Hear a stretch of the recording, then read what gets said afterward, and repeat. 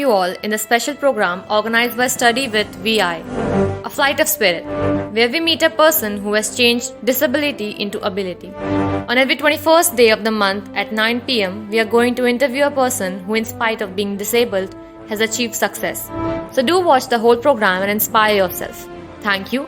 Keep learning and achieve your goals. Happy watching. Happy watching. Happy watching.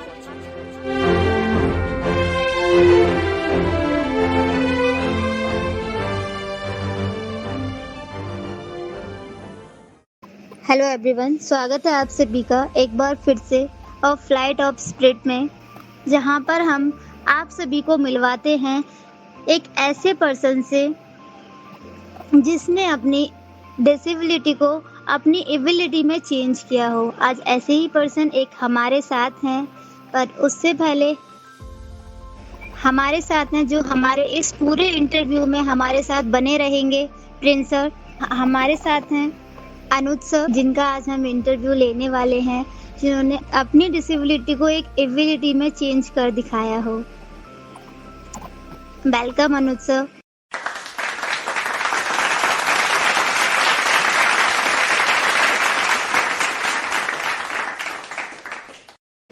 हम चाहेंगे आप हमारे सभी दर्शकों को एक छोटा सा अपना इंट्रोडक्शन दें।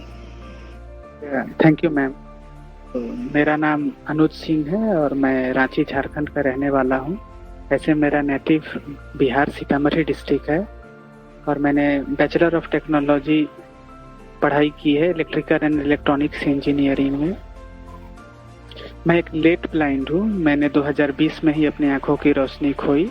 उससे पहले मैं देख सकता था और मैंने अपने दाएं आँख की रोशनी 2004 में ही खो दी, लेकिन मेरी बाईं आँख जो थी वो अच्छे से तरीके से मैं देख पाता था और मैं अपने बाईं आँखों से ही सारे पढ़ाई मैंने पूरी की और उसके बाद मैंने नौकरी भी की और धीरे धीरे मेरे बाएं आँख की रोशनी भी जाना ये हो गया और 2020 में मैं पूर्ण रूप से ब्लाइंड हो गया। और रिसेंटली अभी मैं ब्लाइंड होने के बाद अपनी स्किल्स पे काम किया और मैंने कंप्यूटर स्क्रीन रीडर और बहुत सारे सॉफ्टवेयर ये सारे मैंने एक्सप्लोर किए, सीखे और अभी मैं कोलर आईटी कंपनी में एज एक्सेसिबिलिटी इंटर्न में अभी कार्यरत हूँ।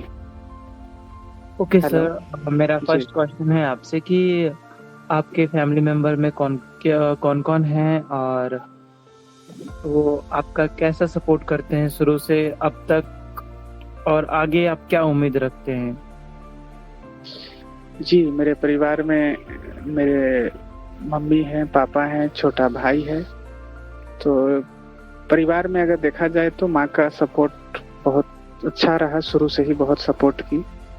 और परिवार में कहीं ना कहीं बोलते ही हैं कि एक इंग्लिश में एक प्रोवर्ब है कि a friend in need is a friend in deed.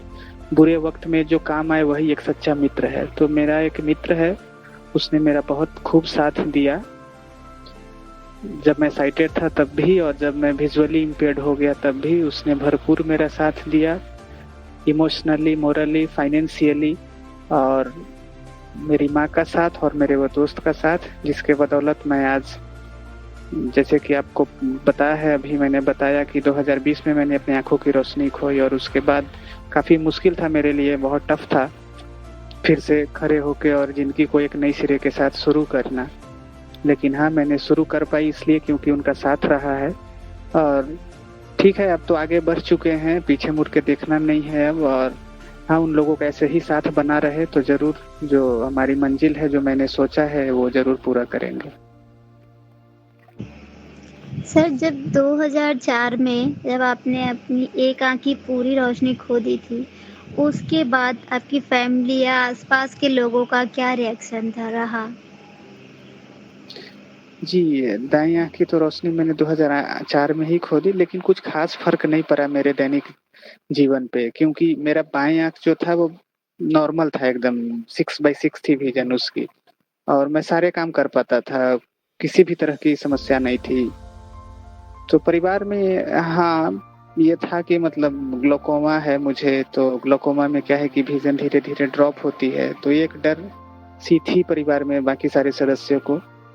लेकिन चूंकि एक आंख सही होने के कारण फिर वो लोग भी उतना ये नहीं लेते थे कि हाँ, एक आंख से तो देख पा रहे हैं बोल के।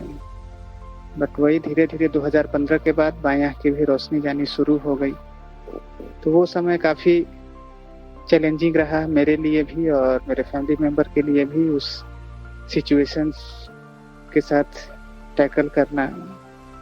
जी, बट ठीक है, शुरुआत में तो काफ़ी निराशा हुई और आप लोग भी शायद ये चीज़ों से काफ़ी ये होंगे कि बहुत एक्सपेक्टेशंस होती हैं, ख़ास करके हमारे लोअर मिडिल क्लास फैमिली में, कि लड़का है और ऊपर से बीटेक इंजीनियरिंग कर लिया, उसके बाद नौकरी करेगा और भी बहुत सारे अपेक्षाएँ होती हैं।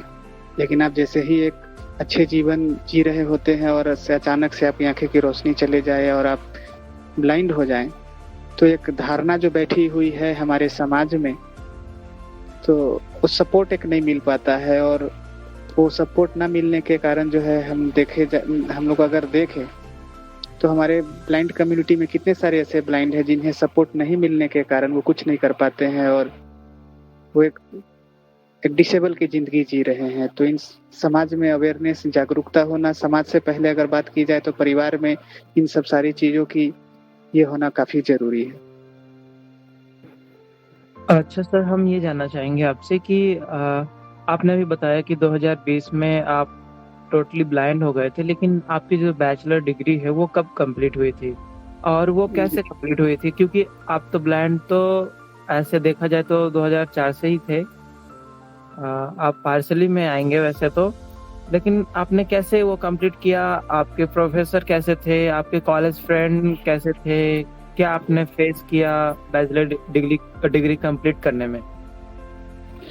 जी, राइट आई से मैं नहीं देख पाता था, लेकिन लेफ्ट आई मेरा कंप्लीटली फाइन था। जैसे एक नॉर्मल साइटेड लोग देख पाते हैं, जो विज़न एक नॉर्मल एक हेल्दी आई में जो होती है, जिसका पैरामीटर है 6/6, वो था मेरा लेफ्ट आई में। तो किसी भी तरह की प्रॉब्लम नहीं थी। इवन मेरे सोसाइटी से लेके, रिलेटिव से लेके, फ्रेंड सर्कल, किसी को नहीं पता चल पाता था कि मुझे एक आँख से कंप्लीटली नहीं दिखता। ये मैंने एक्सपीरियंस किया है। एक आँख का रोशनी नहीं था मेरा और एक आँख से मैंने पूरे जीवन देखा, मैंने पढ़ाई की, तो किसी भी तरह की समस्याएँ नहीं थी मुझे। तो हाँ, मैंने बैचलर किया, इंजीनियरिंग करी मैंने, bachelor of technology electrical and electronics engineering में, और मेरी ये बीटेक की पढ़ाई 2015 में पूरी हुई और वहाँ के पूरी होने के बाद मुझे बियोलिया वाटर टेक्नोलॉजी में प्लेसमेंट मिली कॉलेज के ही तरफ से एज इलेक्ट्रिकल साइट इंजीनियर।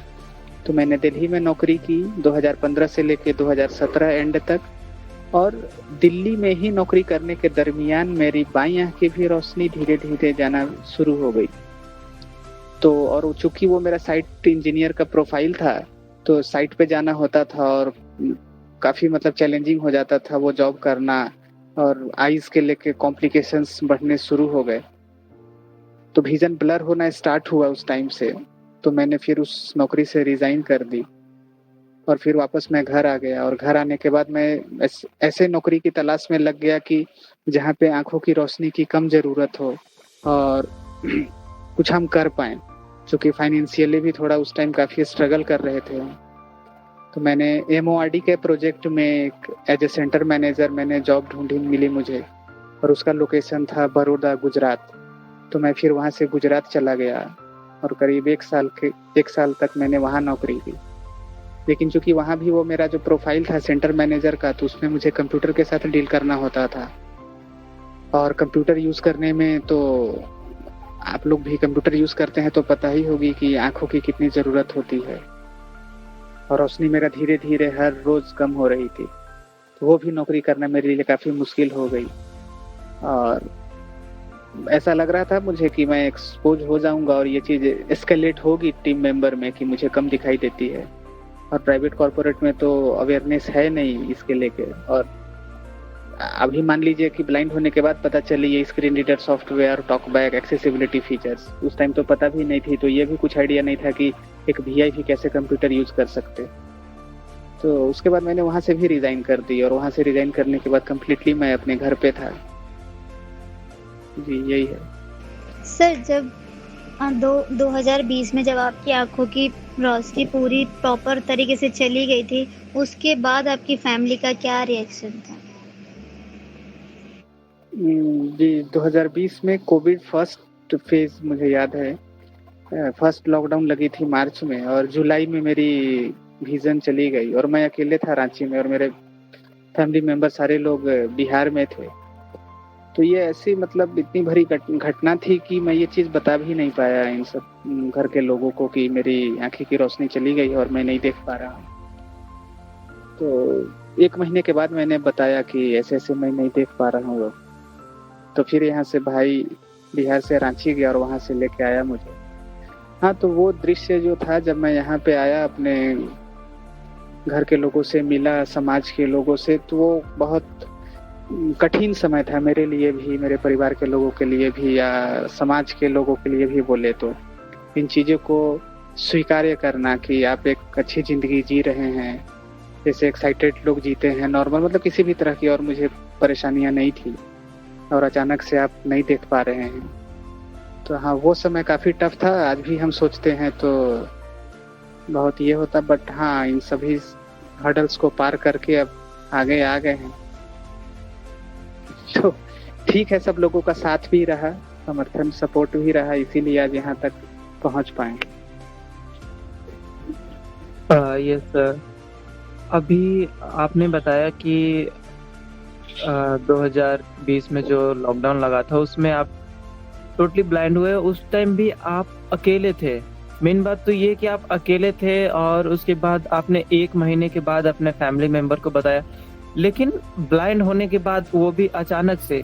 तो ये कैसे आपने उस टाइम पे सरवाइव किया था 1 महीने? कैसे खाना पीना, खाना, इधर उधर जाना? ऐसा तो होता नहीं होगा कि 1 महीने आप एक ही रूम में होंगे या फिर ऐसा कुछ। तो कैसे आपने किया था? जी, आपने अच्छा सवाल किया। हाँ, एक ही रूम में थे, 10 बाई 10 का कमरा था। हम लोग रेंटेड हाउस में रहते थे रांची में। तो एक ही रूम में हम पूरा लॉक थे।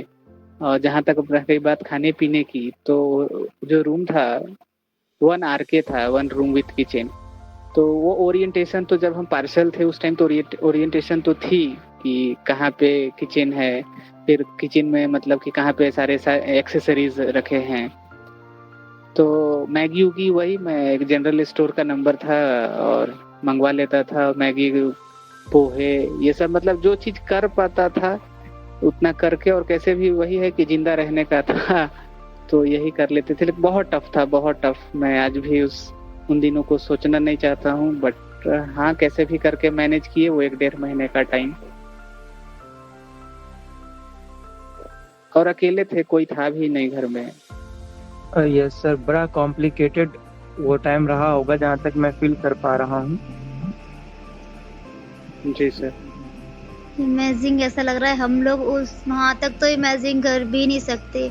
मतलब एक टोटली ब्लाइंड होने के बाद जहाँ एक पर्सन पूरी हिम्मत हार जाते हैं, जहाँ किसी की हिम्मत की या किसी ना किसी की ज़रूरत हमें पड़ती है एक टाइम पे, और उसके बाद सर ने अकेले ही सब कुछ मैनेज किया। और हमारी माइंडली सिचुएशन भी ऐसी हो जाती है कि उस टाइम पे हमें खुद नहीं समझ आता हमें करना क्या है, और वहाँ सर ने खुद को संभाला और सब कुछ मैनेज भी किया। और मेन चीज़, घर पे इन्फॉर्म नहीं करना, it's a very big challenge.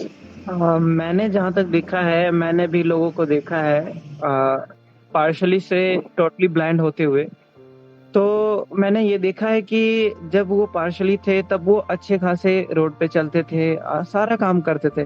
जैसे ही वो टोटली ब्लाइंड हुए, पता नहीं एक कदम आगे बढ़ाना उनके लिए सोच के, मतलब कि पता नहीं क्या होगा। तो ऐसे मैंने देखा, और वो घर पे बैठ गए, ऐसा मैंने देखा। लेकिन आपको देखकर मुझे ऐसा लग रहा है कि नहीं, अगर जो हमारे अंदर जज्बा हो, जिज्ञासा हो, तो हम कुछ भी कर सकते हैं।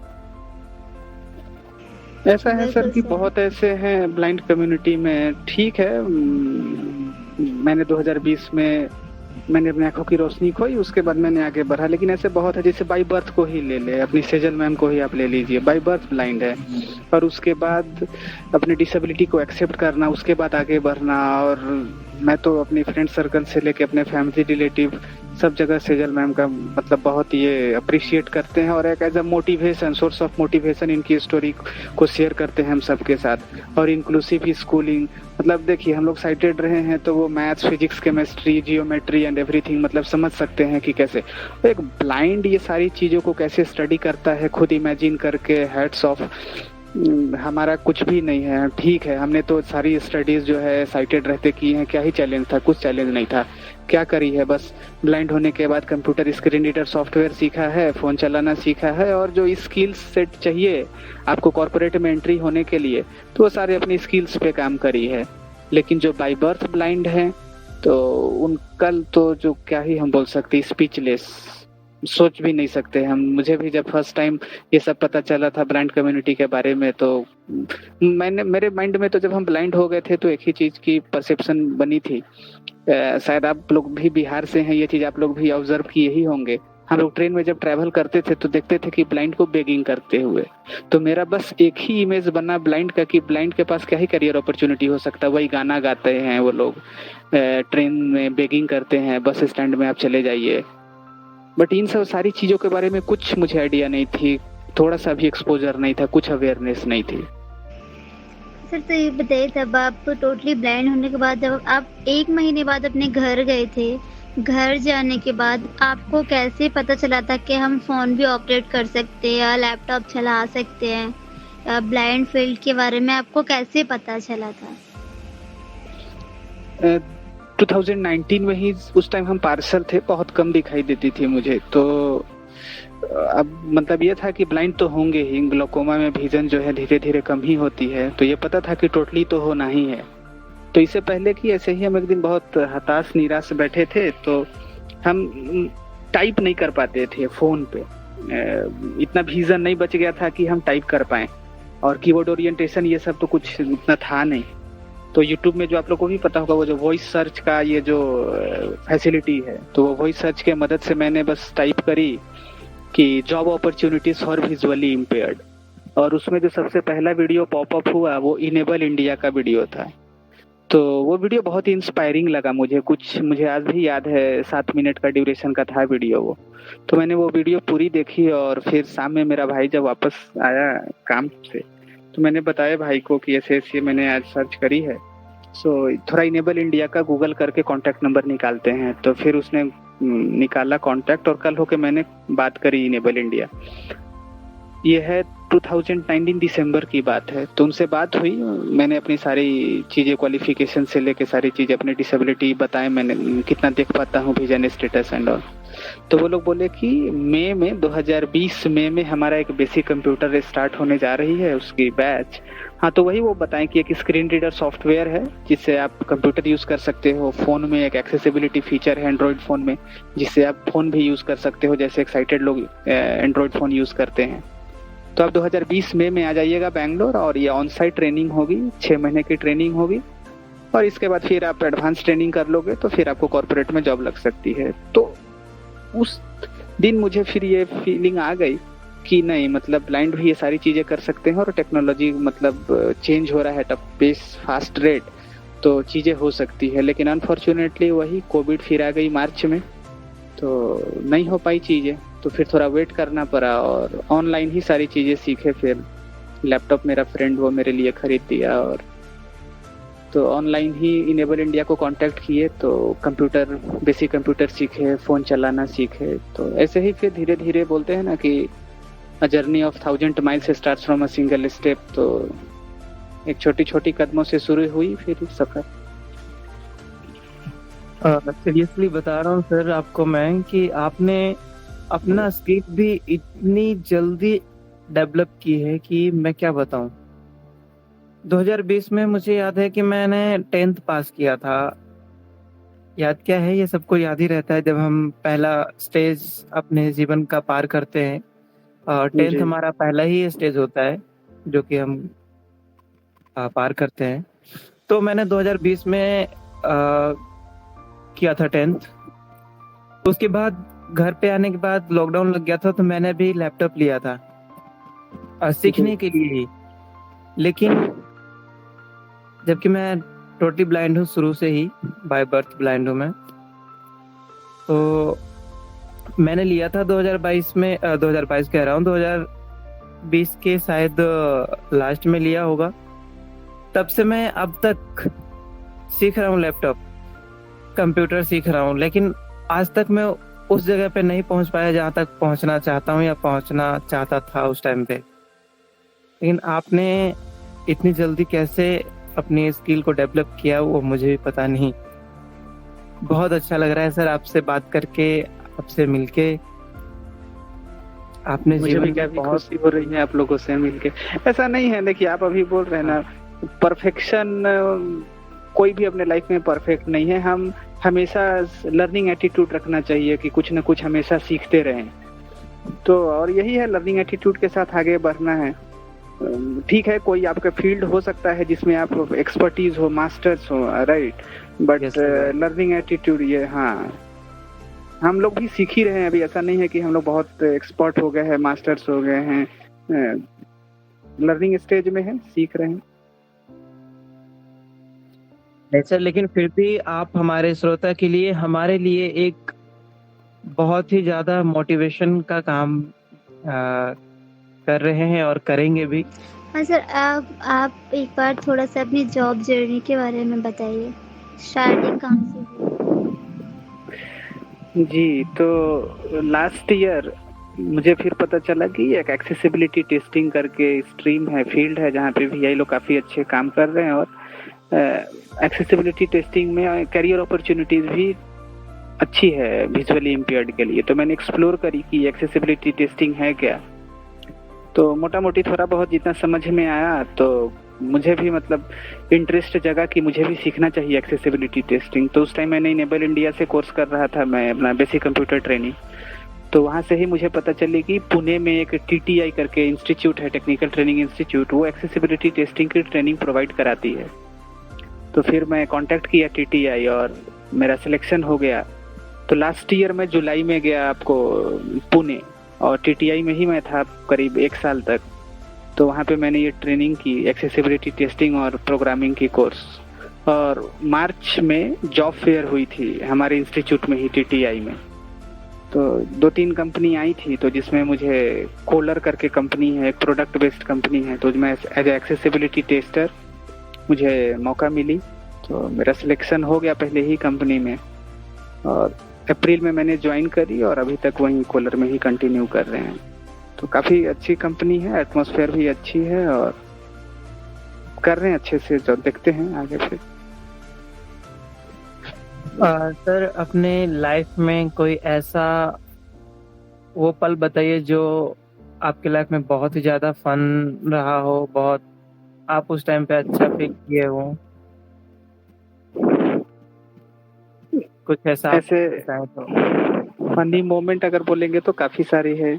हम लोग इंजीनियरिंग किए थे, तो उस टाइम तो आपको पता ही अभी कि मैं साइटेड था, तो बहुत हम लोग मस्ती करते थे। तो एक छोटा सा फनी मोमेंट बता रहे हैं। हम लोग ऐसे ही हॉस्टल में थे, तो हमारे हॉस्टल के जो वार्डन थे वो बहुत मतलब स्ट्रिक्ट और पूरे डिसिप्लिन में, मतलब ये रखना सबको। और इंजीनियरिंग स्टूडेंट्स जो होते हैं काफ़ी शरारत करते हैं, हॉस्टल में हो या कॉलेज में हो। तो हम लोग ऐसे ही एक दिन प्लान किए कि कुछ करते हैं धमाल। तो रात को सब कोई डिनर हो गई, सब कोई खाना वाना खा लिए। तो हम लोग प्लान ये किए कि हॉस्टल वार्डन को बाहर से ही लॉक कर देते हैं।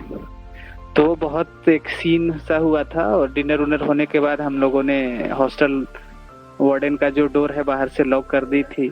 तो कल होके काफ़ी इश्यूज हुए थे। वैसे काफ़ी सारे फनी मोमेंट्स हैं जो बहुत हम लोग मस्ती किए थे, खास करके इंजीनियरिंग कॉलेज। ये बात तो सही है कि जब हम एक स्टूडेंट लाइफ में होते हैं तो हमारे मन में ऐसी ऐसी हरकतें करने का मन करता है कि क्या ही बता, और करते भी हैं, और उससे हमें बहुत कुछ सजाएं भी मिलती है, लेकिन फिर भी हम उस चीज से बाज नहीं आते हैं जी। और वो भी एक अपना अलग मजा होता है उस टाइम का, है ना, जो कि हमें बाद में याद आता है और अच्छा लगता है सोच के। हाँ सर, जब भी आप कभी ट्रैवल करते हैं या घर से बाहर जाते हैं, आप अकेले जाते हैं या किसी के साथ जाते हैं? ऑनेस्टली स्पीकिंग, मोबिलिटी मेरी अभी उतनी अच्छी नहीं है, लेकिन हाँ पहले से तो काफ़ी बेहतर है। जब मैं यहाँ से घर से पुणे गया था लास्ट ईयर, तो कहीं भी जाने के लिए मुझे दूसरों की सहारा की ज़रूरत होती थी। केन भी मुझे यूज़ करने नहीं आता था, तो वही इंस्टीट्यूट से मुझे केन मिली, तो फिर केन यूज़ करने लगा और मोबिलिटी की भी ट्रेनिंग हुई वहाँ से। तो बस फ़र्क यही है कि जब मैं यहाँ से रांची से पुणे गया था तो मेरे साथ मेरा फ्रेंड गया था मुझे ड्रॉप करने, और वापस हम अकेले ही आ गए। तो वही है, धीरे धीरे अब सीख रहे हैं, कर रहे हैं, मोबिलिटी भी करना ही है, खुद से ही ट्रैवल करना है, हमेशा आपके साथ कोई नहीं हो सकता।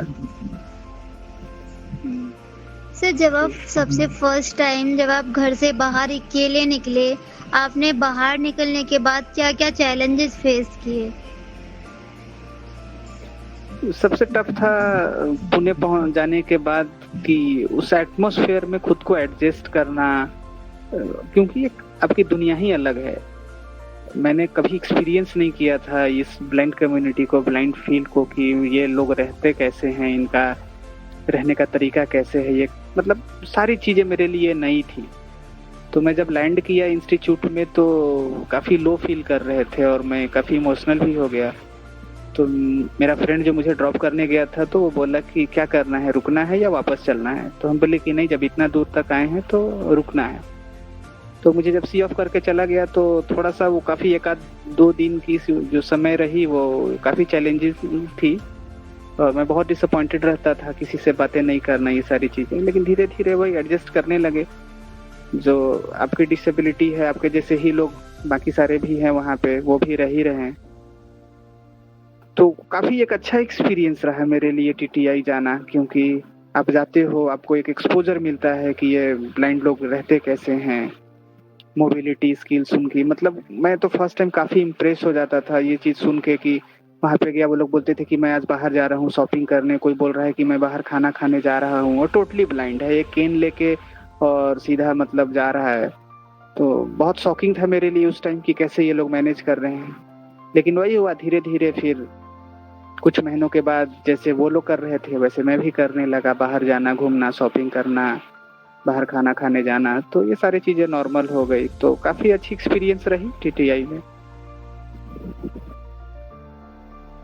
ओके सर, तो मैं आपसे ये जानना चाहता हूँ कि आप जो उन पेरेंट्स को आप क्या संदेश या मैसेज देना चाहेंगे जो जिनके घर में जब एक विजुअली इम्पेयर्ड बच्चा हो जाता है तो वो एक सोचने लगते हैं कि अब ये करेगा क्या, कैसे अपनी लाइफ को जिएगा, कैसे क्या करेगा, तो उनको आप क्या कहना चाहेंगे? जी, 2 बातें हैं। सबसे पहली चीज़ है कि अगर मान लीजिए कि किसी के फैमिली में कोई बच्चा अगर ब्लाइंड ही जन्म ले लेता है, और नहीं तो दूसरा सिनेरियो ये है कि लेट ब्लाइंड, जैसे कि मेरे केस में हुआ, तो सबसे पहला चीज़ है एक्सेप्टेंस। आपको एक्सेप्ट करना होगा, और यही चीज़ें ही नहीं है, इस क्या है कि पेरेंट्स एक्सेप्ट ही नहीं कर पाते हैं, एक्सेप्टेंस की काफ़ी कमी है। तो सबसे पहले आप स्वीकारिए कि हाँ ठीक है, हकीकत यही है, रियलिटी यही है कि आपका बच्चा जो है विजुअली इम्पेयर्ड है, कोई दिक्कत नहीं है। उसके बाद आप उनके लिए तलाशिए, आप इंफॉर्मेशन गैदर करिए। आपको ये तलाशना है कि उसके लिए क्या क्या कैरियर अपॉर्चुनिटीज हो सकता है। इंक्लूसिव स्कूलिंग कराइए, अच्छे से अच्छे उनको तालीम दीजिए, ट्रेनिंग कराइए। और जैसे कि मान लीजिए कि एक्साइटेड बच्चा को आप ध्यान रखते हैं और उनके करियर के पीछे या किसी भी चीज़ों के पीछे आप जितनी तवज्जो देते हैं उतनी ही आप एक अपने वीआई बच्चे के पीछे भी दीजिए। तो पहले चीज़ है एक्सेप्टेंस, आप स्वीकारिए कि हाँ मेरा ये बच्चा है, उसके डिसेबिलिटी को आप एक्सेप्ट करिए। और दूसरी बात कि जो पॉसिबिलिटीज़ है, जो करियर अपॉर्चुनिटीज़ है, बेहतर से बेहतर एजुकेशन उनको देना हो, ट्रेनिंग देना हो, एकदम खुले दिल से आप जैसे एक्साइटेड बच्चों के लिए करते हैं वैसे ही करिए। और परिवार में जैसे ही आपको एक्सेप्टेंस मिल जाती है बच्चों की, मोरल सपोर्ट मिलता है, तो वो बच्चा फिर कुछ भी कर सकता है। हो क्या रहा है कि हमको एक्सेप्टेंस ही नहीं मिल पा रही है। मेरे ही केस में अगर हम देखें तो ठीक है, मदर का सपोर्ट रहा, फ्रेंड का भी सपोर्ट रहा, वो सपोर्ट सेकेंडरी था। चूंकि हम एक 28 साल के मैच्योर थे जब हम ब्लाइंड हुए, मेरा एज था 28 ईयर्स। मैं खुद ही मोटिवेटेड था, बोलते नहीं सेल्फ मोटिवेटेड। मुझे किसी की मोटिवेशन की या इसकी ज़रूरत नहीं थी। मैं तलाश लिया था जब मुझे पता चल गई थी कि नहीं ब्लाइंड ये सारी चीज़ें कर सकते हैं, तो फिर हाँ मैंने हिम्मत बांध ली थी कि हाँ जब वो लोग कर सकते हैं तो मैं भी कर सकता हूँ। तो लेकिन मैं एडल्ट था, मैं 28 ईयर्स का एडल्ट था, तो ये चीज़ें हैं। लेकिन कोई अगर बच्चा है तो उसको तो इतनी समझ नहीं है, तो उसको पहले है कि एक्सेप्टेंस मिले और उसके बाद परिवार के जो लोग हैं उनके पेरेंट्स हैं उनको बेहतर से बेहतर तालीम दे, एजुकेशन दे और उन पर ध्यान रखे, तो वो ज़रूर डिसेबिलिटी को बिल्कुल नलिफाई करके और जैसे नॉर्मल बच्चा अपने करियर में आगे बढ़ता है वैसे भी यही कर सकते हैं। Yes sir, right. सर आपके रोल मॉडल कौन है?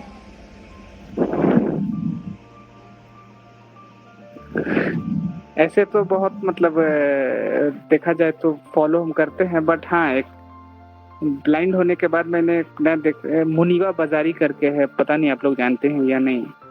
उन्हें आयरन लेडी ऑफ पाकिस्तान के इससे टाइटल से नवाजा गया है। वो पाकिस्तान के बलूच प्रोविनेंस से आती हैं।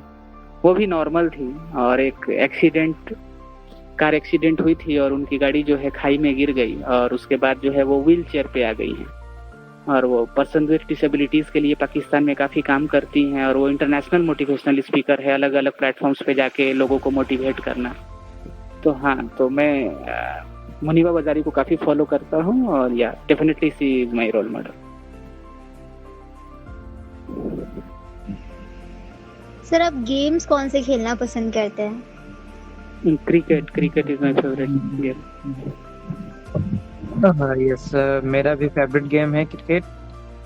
मैं भी ये खेलना पसंद करता हूँ। सर कोई ऐसा फनी मोमेंट्स, कभी आप अकेले बाहर गए हों और उस टाइम पे कोई ऐसा मोमेंट हुआ हो आपके साथ जो आपको अभी तक याद आता हो? ऐसे अकेले तो नहीं, बट हाँ ग्रुप में दोस्तों के साथ ऐसे काफी सारे मोमेंट्स हुए हैं जो हम लोग अकेले का ऐसा कुछ जो आप शेयर करना चाहेंगे ग्रुप में?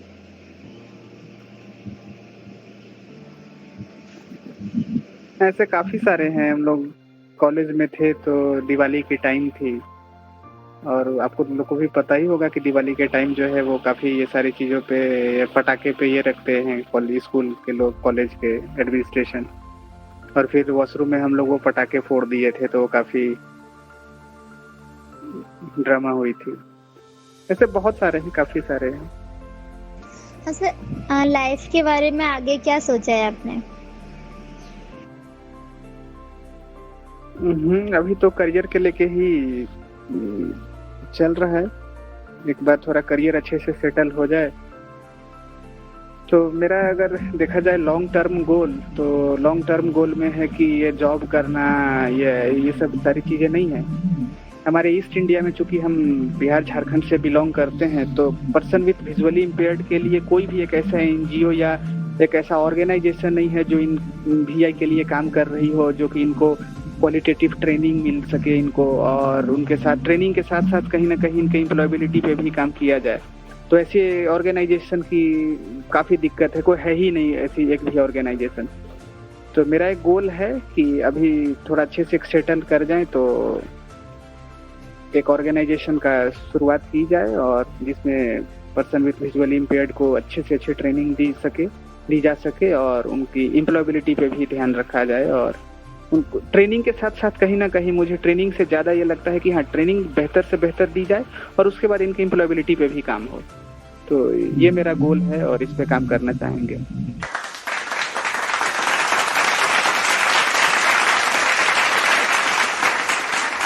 Wow, such a very nice thinking. Yes, बहुत अच्छी थिंकिंग है सर आपकी और ऐसा उम्मीद करते हैं कि ऐसा जरूर होगा,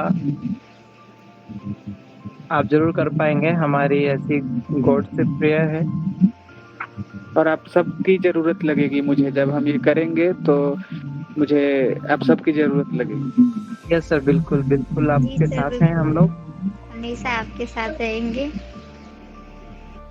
तो अब सर हम अपने प्रोग्राम के, अपने इंटरव्यू के लास्ट स्टेज पे हैं। तो अभी आपसे 5 क्वेश्चंस बैक टू बैक पूछे जाएंगे, जिसका आपको जवाब बिना सोचे देना है।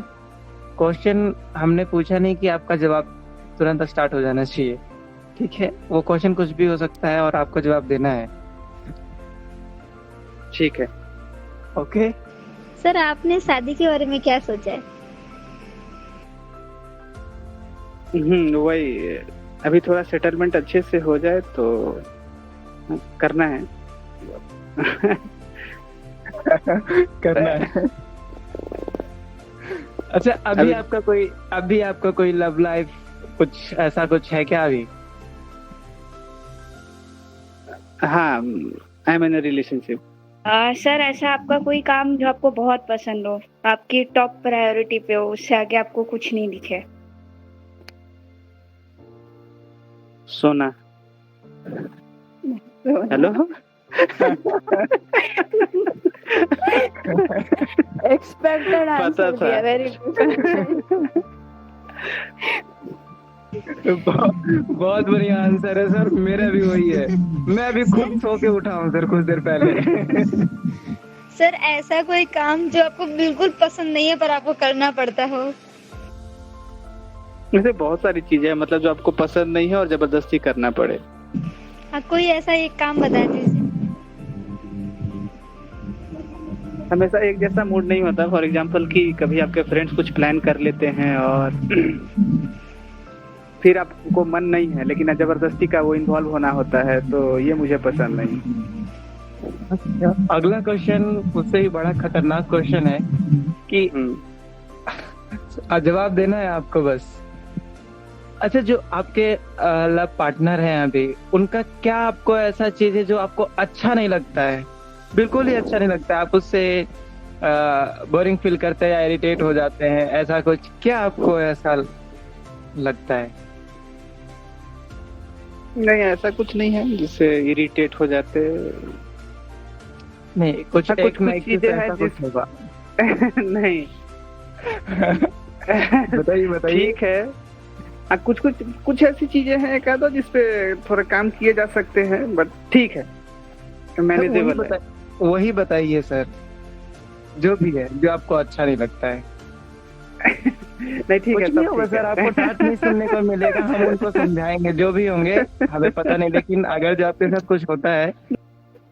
अच्छा, और कैसा है ना कि बोलते हैं कि every discussion with an girl is an argument. आप डिस्कशन से स्टार्ट करोगे, वो आर्ग्यूमेंट पे जाके खत्म होगा। रिलेशनशिप से बच के रहना। सर फिर तो मैम के बारे में पता लगा के उनको लिंक शेयर करना ही पड़ेगा। क्या आप मैम के बारे में ऐसा सोचते हो?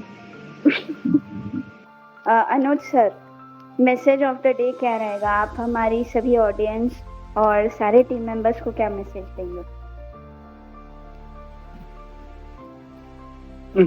मेरा यही मैसेज है कि when you accept yourself the way you are, the world recognizes you। आप पहले खुद को एक्सेप्ट करें, आप जैसे भी हैं, पूरी दुनिया आपको पहचानेगी। और लाइफ में कभी भी कितनी भी किसी की भी लाइफ परफेक्ट नहीं है, सब सारे के लाइफ में प्रॉब्लम्स हैं, हर्डल्स हैं, तो हाई मोरल्स के साथ सारे हर्डल्स को पार करना है। और जो आप अगर वाकई में दिल से जो आप चाहते हैं कि हाँ वो मुझे पाना है, तो आप उसके लिए उतनी ही मेहनत करें, वो जरूर आपको मिलेगी। अच्छा सर, आपका कोई क्वेश्चन हम लोगों से कुछ आप जानना चाहते हो?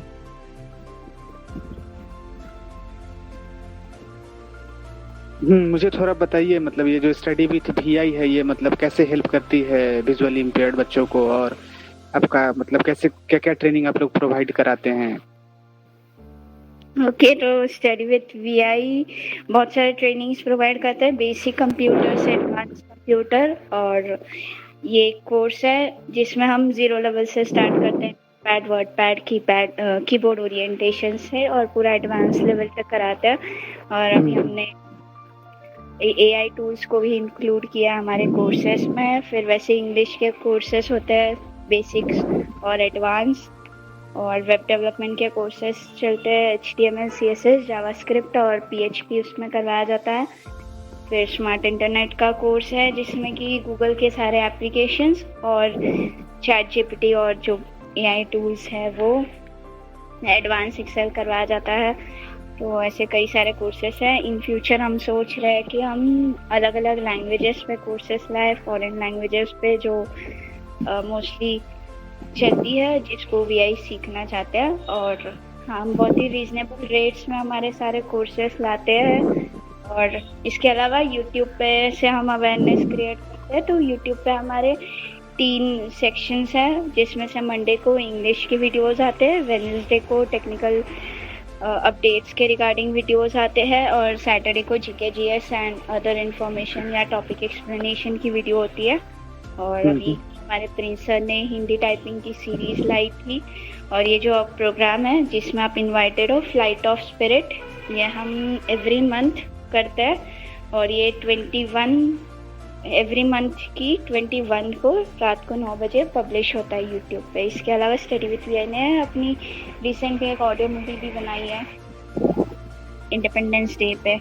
तो यही है छोटा सा स्टडी विथ वीआई का इंट्रोडक्शन।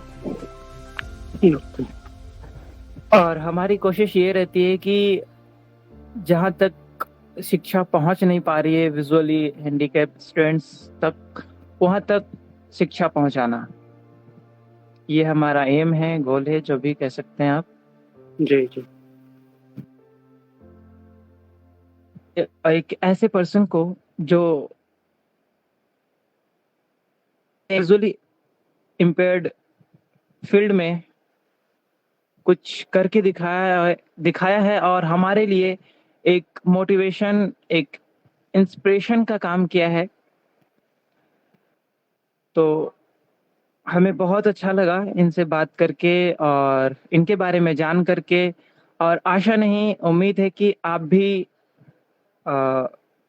विजुअली हैंडीकैप होते हुए कुछ करके दिखाएंगे हमारे आने वाले पीढ़ी के लिए, ताकि वो भी आपको देख करके आगे बढ़ सके, कुछ कर सकें। तो ऐसे ही हम फिर आगे मिलेंगे आपसे एक नए वीडियो के साथ। Thank you so much.